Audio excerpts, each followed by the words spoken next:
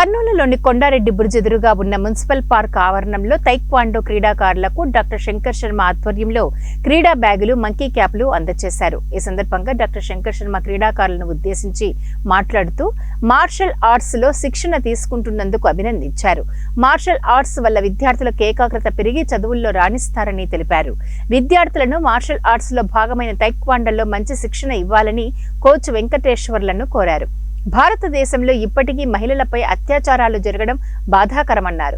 కార్యక్రమంలో తైక్వాండో శిక్షకుడు వెంకటేశ్వర్లు పాల్గొన్నారు. మున్సిపల్ స్టేడియంలో మార్షల్ ఆర్ట్స్ తైక్వాండో ప్రాక్టీస్ చేసే చిన్నారులకు ఈ బ్యాగ్స్ మరియు మంకీ క్యాప్స్ వెంకటేశ్వర గారి ఆధ్వర్యంలో పంపిణీ చేయడం జరిగింది.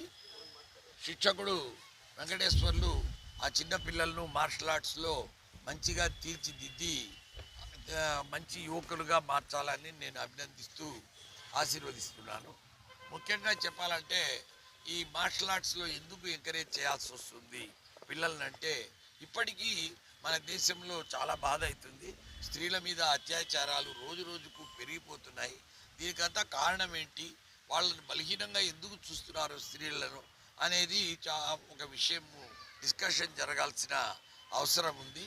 ఏ దేశంలో అయితే స్త్రీలు ధైర్యంగా ఫ్రీగా మూమెంట్లో ఉండి రోడ్ల మీద తిరగగలిగి సంసారాలను చూసుకుంటూ ఉద్యోగాల దగ్గర అంత ఫ్రీగా ఉండగలరో భయపడకుండా, ఆ దేశమే డెవలప్డ్ దేశంగా నేను భావిస్తాను.